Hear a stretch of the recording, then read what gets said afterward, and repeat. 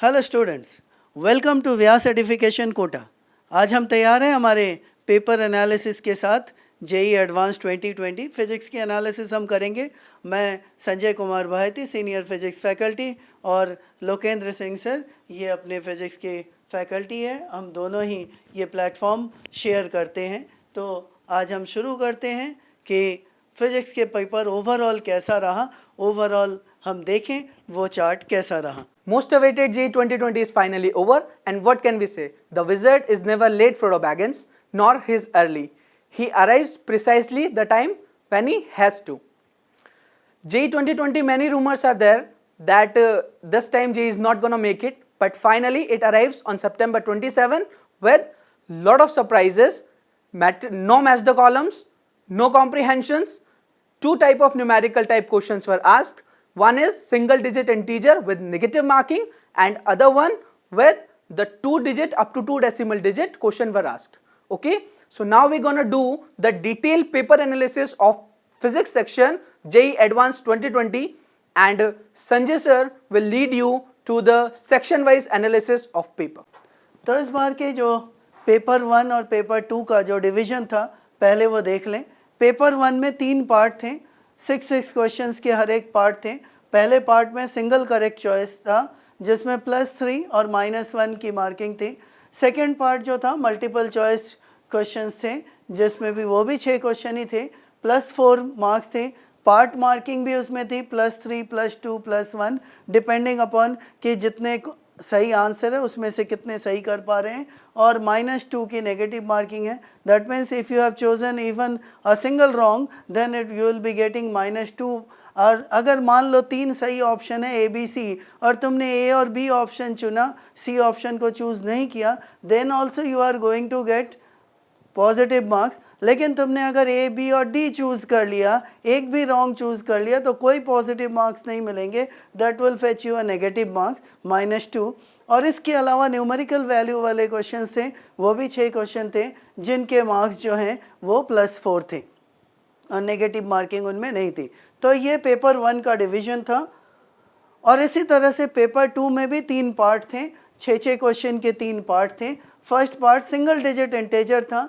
Single digit integer में +3 और -1। इस बार जेई एडवांस ने एक चेंज लाया है, वो है कि इंटेजर टाइप क्वेश्चन में भी नेगेटिव मार्किंग है। तो जो +3 मार्क्स जो थे उसमें अगर इंटेजर रॉन्ग हम भरते हैं तो -1 भी उसमें अवॉर्डेड था।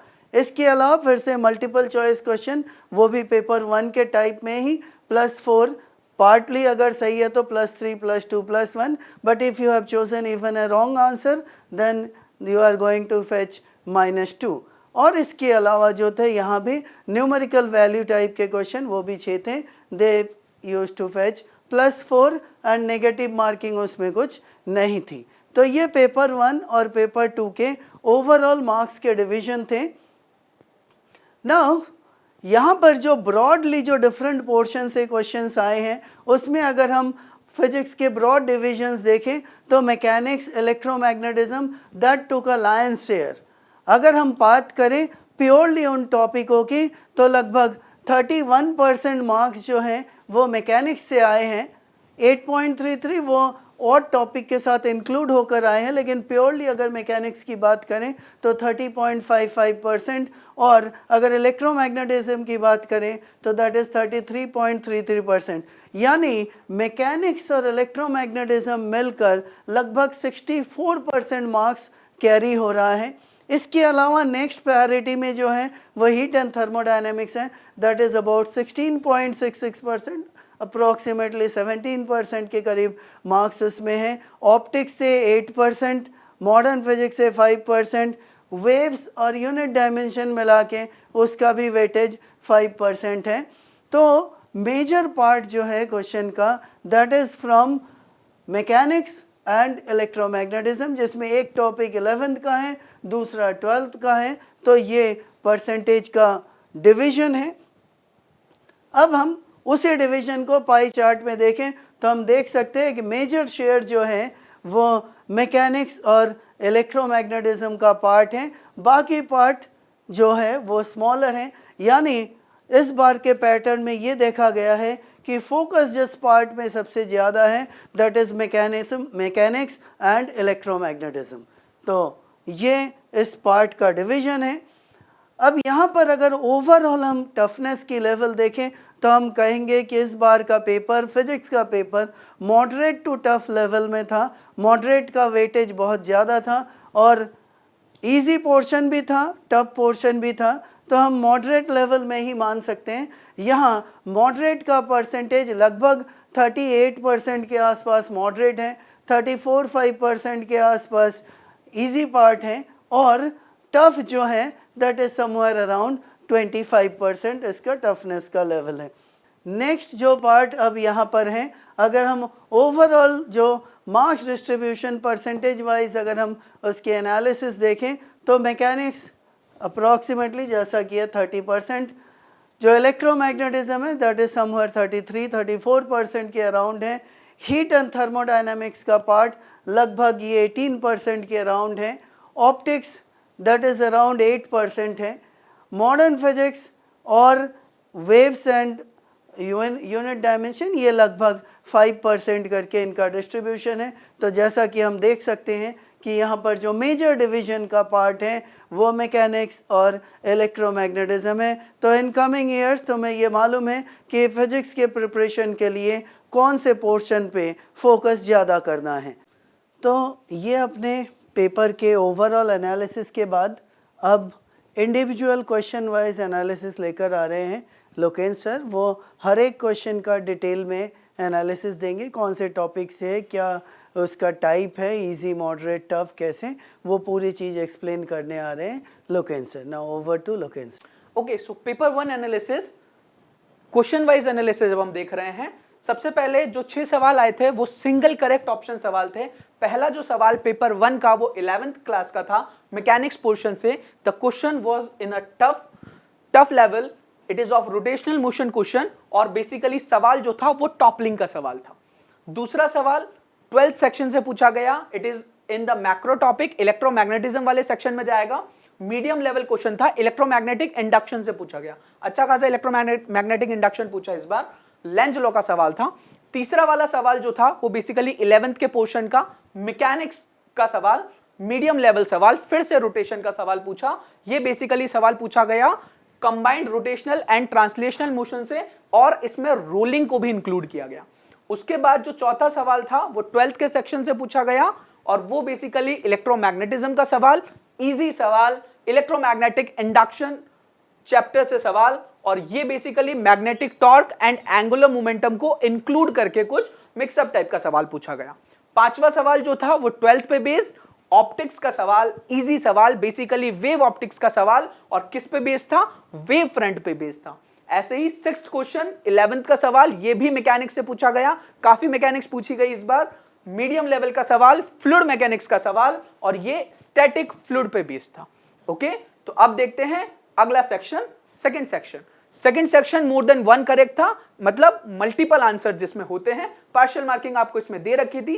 7वां सवाल जो था वो 12th सेक्शन का मॉडर्न फिजिक्स से रिलेटेड मीडियम लेवल सवाल, topic is medium modern physics and the sub topic is atomic structure, Bohr model का बेसिकली सवाल था। मॉडर्न फिजिक्स बहुत कम पूछी गई इस बार, जनरली ज्यादा पूछी जाती है।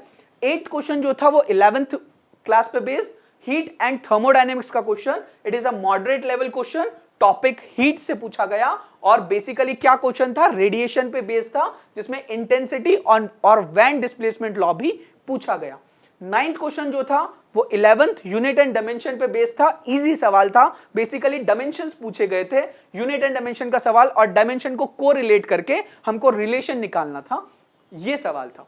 10th सवाल जो था वो 12th क्लास पे बेस्ड मैग्नेटिज्म सेक्शन में इजी मोड था लेवल का, पेपर का इजी मोड था क्वेश्चन का, इलेक्ट्रोस्टैटिक टॉपिक से उसमें प्रोजेक्टाइल को मिक्स किया गया था और जो सवाल था उसमें क्या पूछा गया था, range, basically time of flight और बेसिकली एक इलेक्ट्रिक फोर्स पे बेस्ड ये सवाल था। 11th क्वेश्चन जो है वो बेसिकली 12th का इलेक्ट्रोमैग्नेटिज्म पोर्शन का टफ क्वेश्चन, करंट इलेक्ट्रिसिटी का, बेसिकली इलेक्ट्रिक फील्ड, पोटेंशियल और रेजिस्टेंस की हेल्प से क्वेश्चन सॉल्व किया गया था। 12th वाला जो 12th क्वेश्चन था वो 11th पे बेस्ड हीट एंड थर्मोडायनेमिक्स का फिर से सवाल, लेवल जो था क्वेश्चन का वो टफ था, हीट का क्वेश्चन था और बेसिकली ये काइनेटिक थ्योरी ऑफ गैसेस पे बेस्ड था। ठीक है, अब बढ़ते हैं हमारे अगले सेक्शन की तरफ, जो कि अगला सेक्शन था numerical answer type. Numerical answer type means कि आप जो वैल्यूज आएंगी वो न्यूमेरिकली आएंगी। अगर इंटीजर अगर पॉइंट्स में आती है तो आप पॉइंट के बाद 2 डिजिट्स तक जा सकते हैं। This is what numerical means. Okay, सो 13 सवाल जो था न्यूमेरिकल बेस्ड, 11th का क्वेश्चन मैकेनिक्स टॉपिक पे based, basically macro topic level जो था क्वेश्चन का टफ था। बेसिकली रोटेशन और फ्रिक्शन का मिक्स सवाल था, स्टैटिक फ्रिक्शन, काइनेटिक फ्रिक्शन और टॉर्क एट अ पॉइंट, इसमें बेसिकली इस पे बेस्ड ये सवाल था। 14th क्वेश्चन जो था वो फिर से मैकेनिक्स का सवाल, इजी सवाल, बेसिकली सरफेस टेंशन का सवाल और फोर्स सरफेस टेंशन की हेल्प से कैसे लिखा जाता है, इसी पे बेस्ड ये सवाल था। 15th क्वेश्चन 12th का क्वेश्चन इलेक्ट्रोमैग्नेटिज्म पे बेस्ड, क्वेश्चन का लेवल जो था वो टफ था। बेसिकली इसमें इलेक्ट्रोस्टैट और एसएचएम को इंक्लूड करके मिक्स क्वेश्चन पूछा गया। Time period, frequency, dipole and potential energy, these are the concepts which are used in this question. 16th question 11th पे बेस्ड, हीट एंड थर्मोडायनेमिक्स का सवाल, इजी सवाल, बेसिकली थर्मोडायनेमिक्स टॉपिक का सवाल। और बेसिकली इसमें क्या पूछा गया, वर्क डन बाय गैस पूछा गया था एडियाबैटिक में और आइसोथर्मल प्रोसेस में इस क्वेश्चन में। 17th क्वेश्चन जो था वो 11th पे वेव्स का सवाल, बेसिकली साउंड वेव्स का मीडियम सवाल, इसमें बेसिकली ऑर्गन पाइप का सवाल था, इसमें रेजोनेंस और डॉपलर इफेक्ट को मिक्स करके ये सवाल पूछा गया। 18th क्वेश्चन 12th के सेक्शन में electromagnetism medium level question, it is topic is electrostatics और जिस चीज का ये सवाल था वो बेसिकली फ्लक्स से रिलेटेड सवाल था। तो ये एनालिसिस थी हमारी basically topic wise first paper की। अब देखते हैं आगे ओवरऑल एनालिसिस कि कितना वेटेज रहा फर्स्ट पेपर का।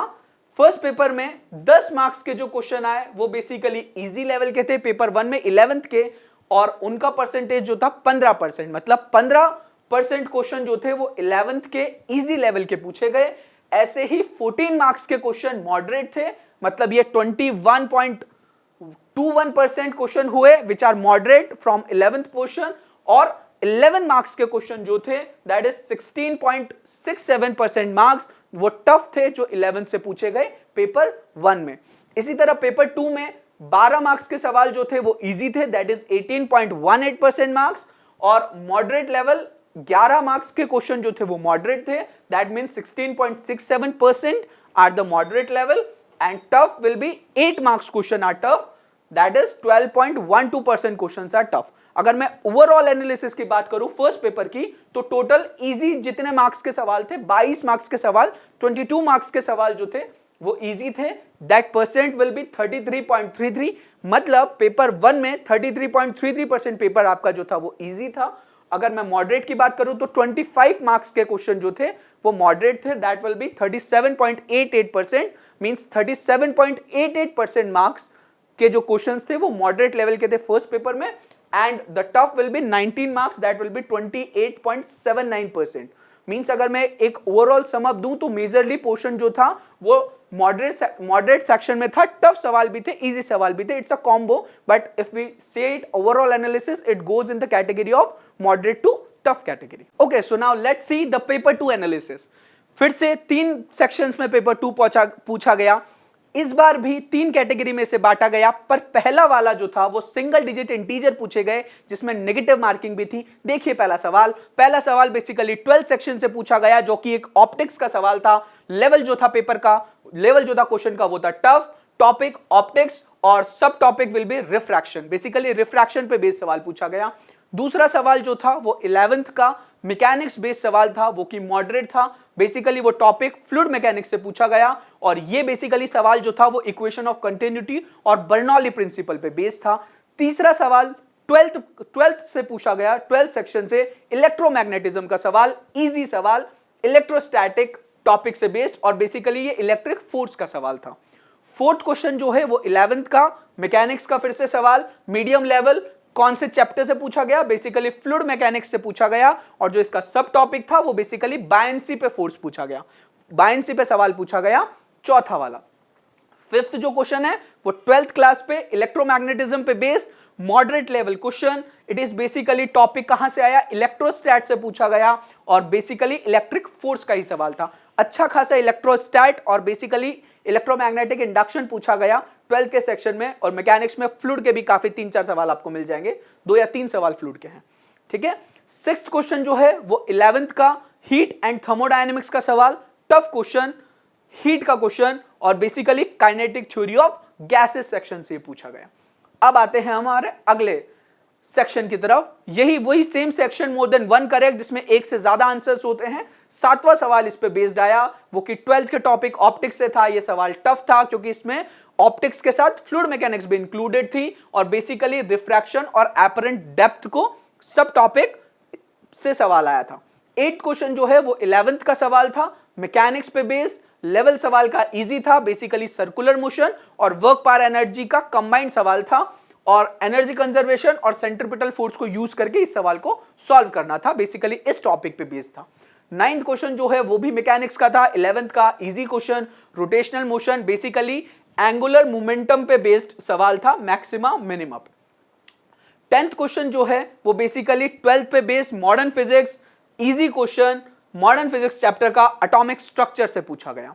11th क्वेश्चन वापस से 12th सेक्शन का इलेक्ट्रोमैग्नेटिज्म का इजी लेवल क्वेश्चन, इलेक्ट्रोस्टैट से पूछा गया, dielectric constant and force equation को यूज करके।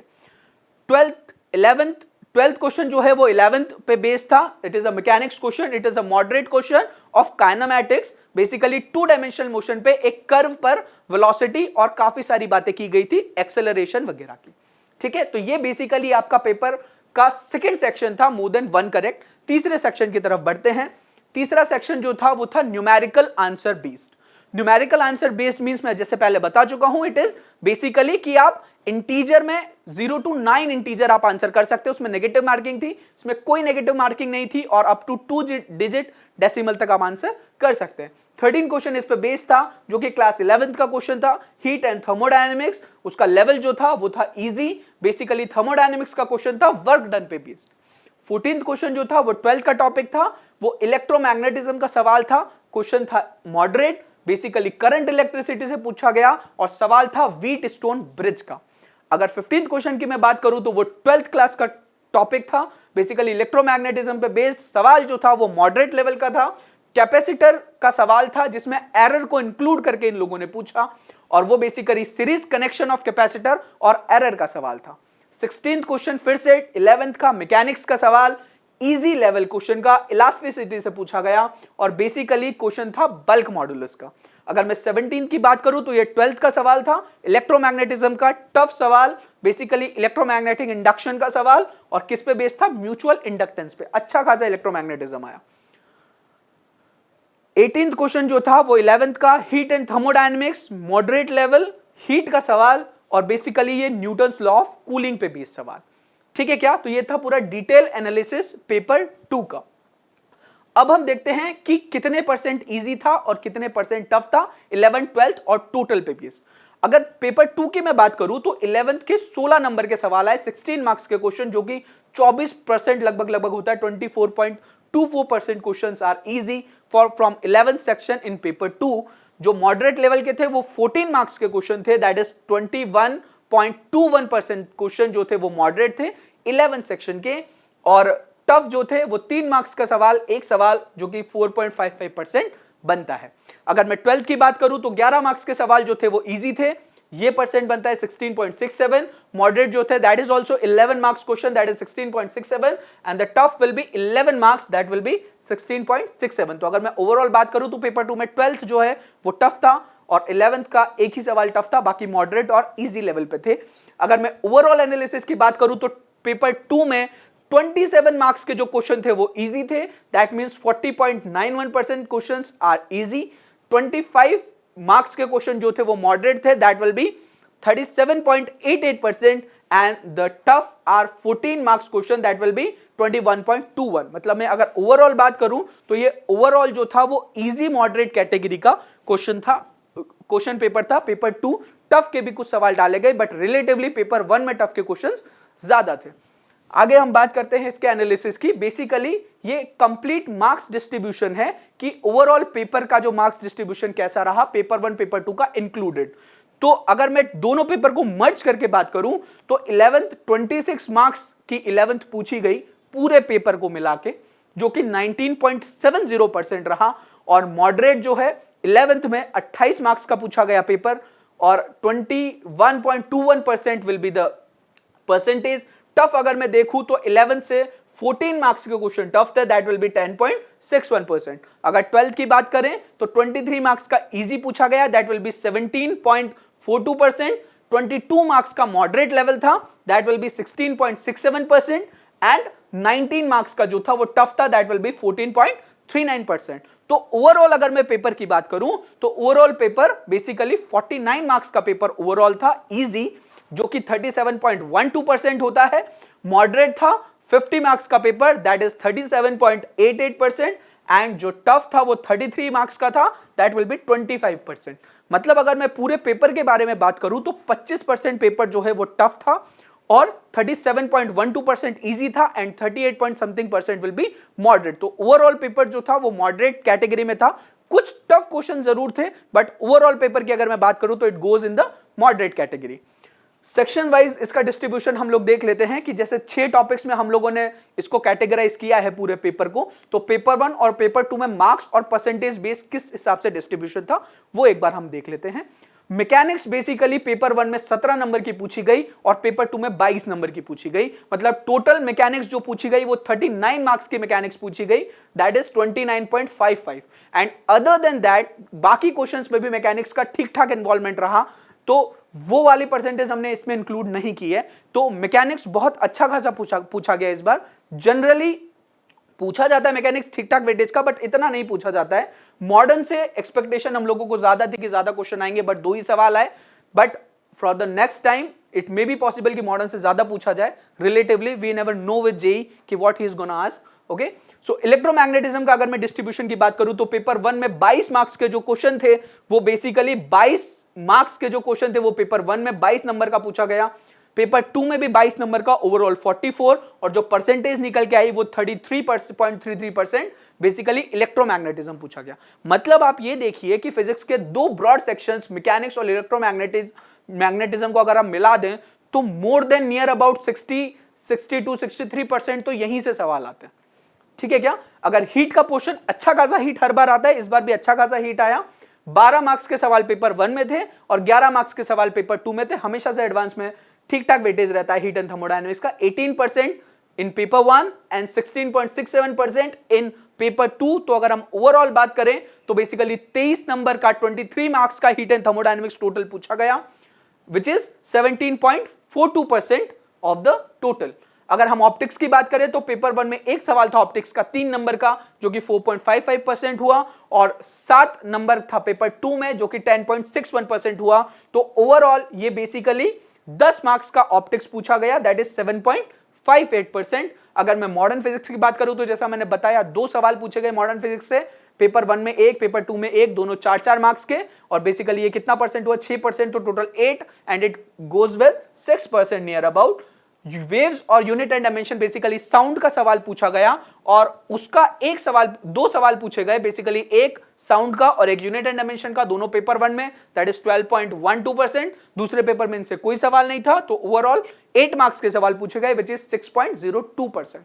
So this is the complete analysis of paper 1 and paper 2 based on the sections mechanics, electrodynamics, heat, optics, modern and waves and unit dimension. Basic अगर final verdict में इसमें देना चाहूं तो ये रहेगा कि मैकेनिक्स बहुत अच्छा खासा पूछा गया। बाकी सेक्शंस के जो सवाल थे उनमें भी मैकेनिक्स का इन्वॉल्वमेंट काफी अच्छा, जैसा होता ही है फिजिक्स में, बट स्टिल काफी ठीक ठाक इन्वॉल्वमेंट था। इलेक्ट्रोडायनेमिक्स बहुत बहुत पूछा गया, दैट इज 44 हमेशा की तरह। हीट एंड थर्मोडायनेमिक्स भी पूछा गया, सरप्राइजिंगली मॉडर्न कम पूछा।